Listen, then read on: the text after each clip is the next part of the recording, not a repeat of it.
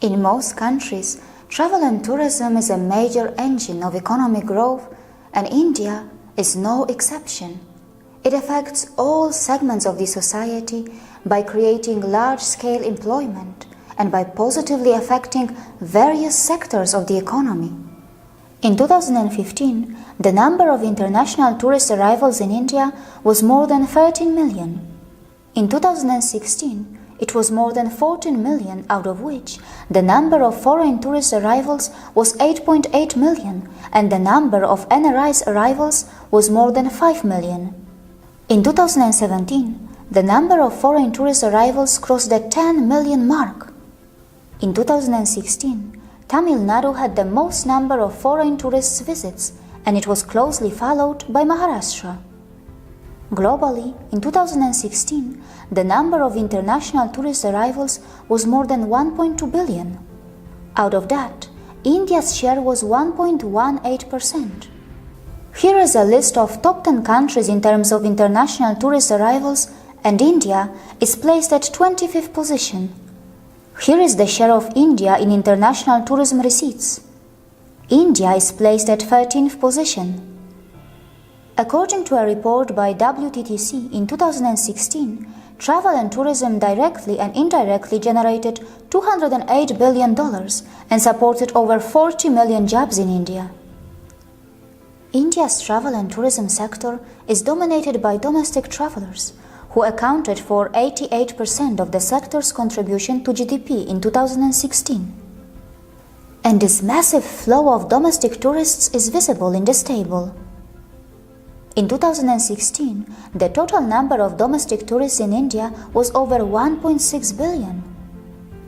Tamil Nadu, which is on top in foreign tourist visits, is also ahead of every other state in India when it comes to domestic tourist visits. India's rank has been constantly improving in the Travel and Tourism Competitiveness Index.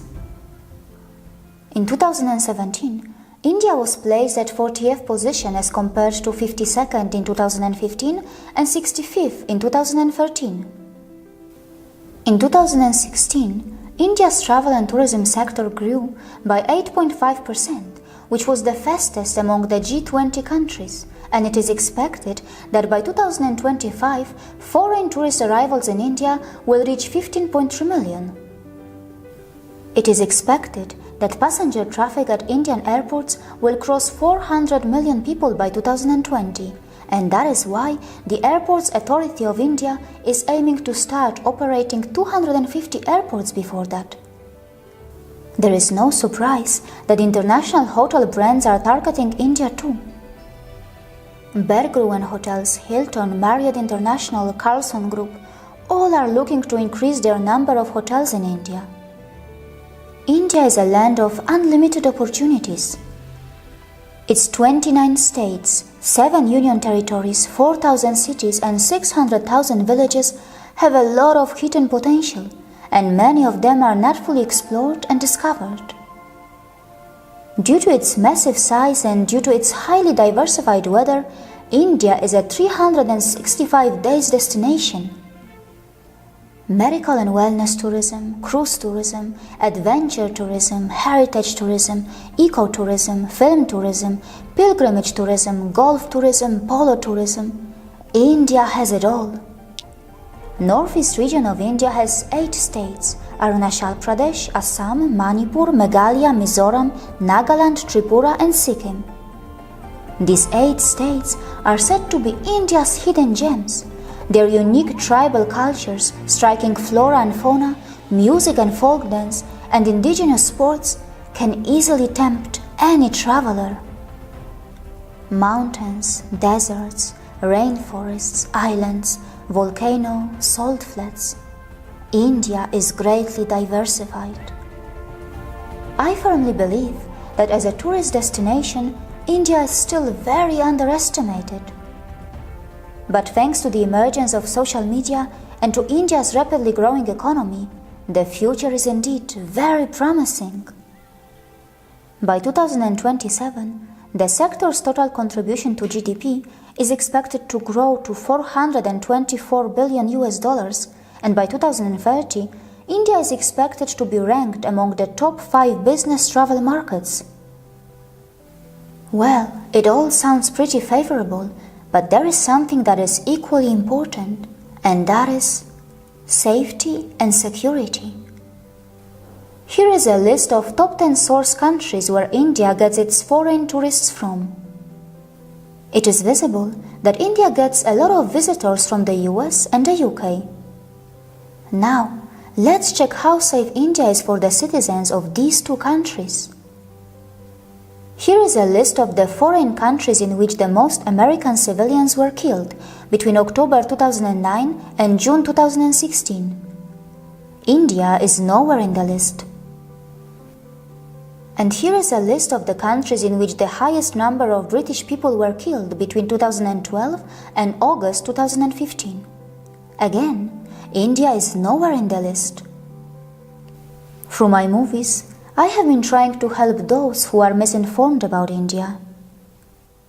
I have been neutralizing the false news by highlighting the truth and by bringing out lesser-known facts. I live in India, and I have already brought a lot of tourists to my new home.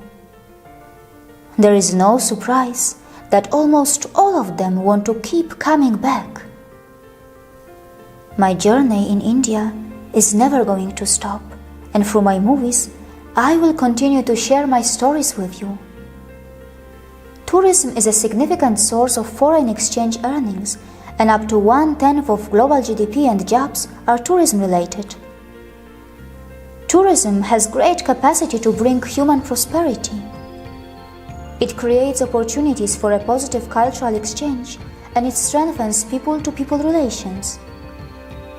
It helps in poverty eradication, and it brings socio-economic benefits for those at the bottom of the pyramid. Directly or indirectly, travel and tourism brings empowerment to all sections of the society.